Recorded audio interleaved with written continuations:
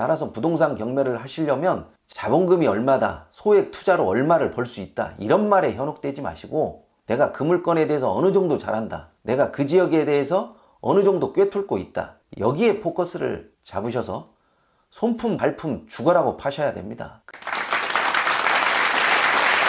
안녕하세요, 치우입니다. 초보자들이 부동산 경매를 하면 돈을 벌 수 있는지 없는지 묻더라고요. 결론적으로 이야기를 하면 당연히 돈을 법니다. 돈을 버는데 여기에는 전제가 먼저 깔리죠.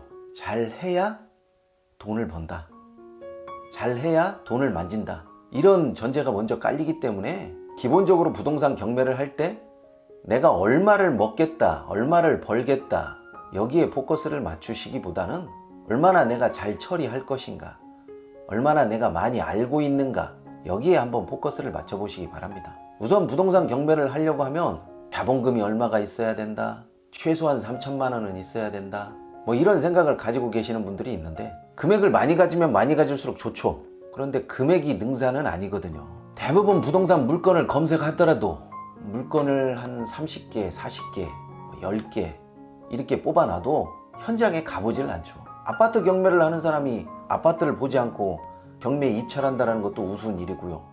빌라 경매에 참여하는 사람이 빌라의 교통이라든지 지형에 대해서 전혀 알지 못하면 아무것도 할 수가 없어요, 솔직히. 또 이런 상태에서 낙찰을 받으면 예기치 못한 일들이 항상 벌어지죠. 그런 일들 때문에 저는 발품이나 손품을 좀 많이 팔으라고 합니다.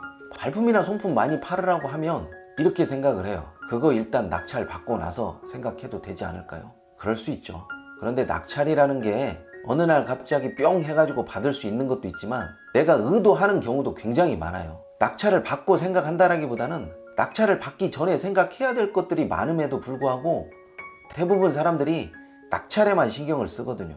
내가 얼마 투자해서 얼마 기간 동안 얼마 벌었다. 장마다 꼴뚜기가 되지 않는 이상 한번 그렇게 하게 되면 두 번째도 같은 요인이 발생되어야 되는데 그게 그렇게 되지 않더라고요.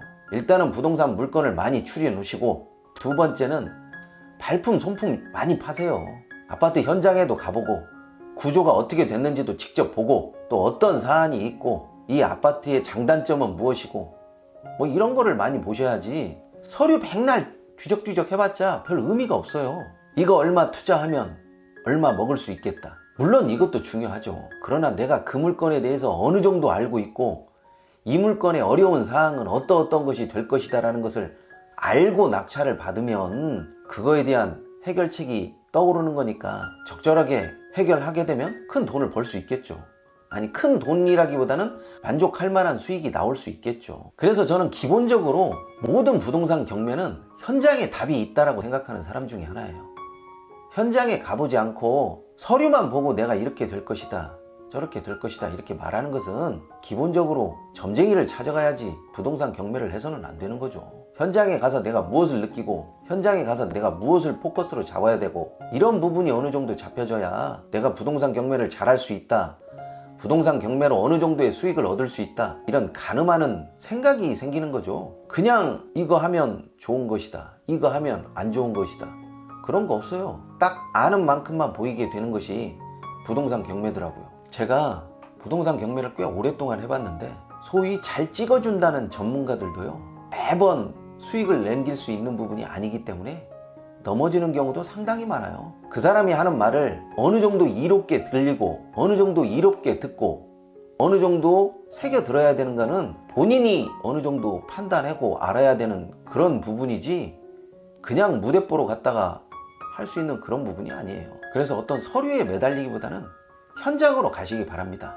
현장에서 임차인도 만나보고 또 쉽게 나오지 않는 미납된 관리비가 어떻게 되는 건지, 또 주변 평판은 어떻게 되는 건지, 아파트 구조는 어떻게 되는 건지 많이 들여다보면 이 물건을 내가 입찰해야겠다, 말아야겠다, 그만둬야겠다, 내 역량으로는 모자란다, 이 정도면 어느 정도 수익이 나오겠다, 이런 확신이 들 때 그때 입찰을 하는 겁니다.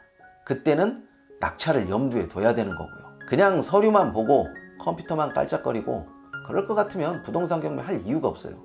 또 그런 식으로 부동산 경매를 해서 수익을 냈다는 사람은 모르겠어요. 천재 아닌 이상은 쉽게 그렇게 되질 않아요. 따라서 부동산 경매를 하시려면 자본금이 얼마다, 소액 투자로 얼마를 벌 수 있다, 이런 말에 현혹되지 마시고 내가 그 물건에 대해서 어느 정도 잘한다, 내가 그 지역에 대해서 어느 정도 꿰뚫고 있다, 여기에 포커스를 잡으셔서 손품 발품 죽어라고 파셔야 됩니다. 그렇게 파셔야 그나마 이득이라도 좀 남고 그나마 떨어지더라도 다음번에는 좀 더 나은 눈썰미가 생길 수 있는 거니까요. 그래서 부동산 경매를 너무나 쉽게 얘기하고 어떤 정보만 가지고 부동산 경매를 할 수 있다는 생각이 좀 깨지신다면 그때는 어떤 정보든 어떤 이야기든 내가 판별해서 들을 수가 있어요. 그러니까 함부로 부동산 경매에서 얼마 벌었으니까 나도 이렇게 벌 수 있을 거야 해서 용기 충만하게 이 바닥에 들어오지 않으셨으면 합니다. 적어도 이 바닥에 들어오시려면 종이 쪼가리가 아니라 현장을 보는 눈이 있어야 된다는 거죠. 저는 그렇게 보고 있습니다. 그래서 오늘의 한 줄 요약, 부동산 경매에서 현장은 항상 정답이다.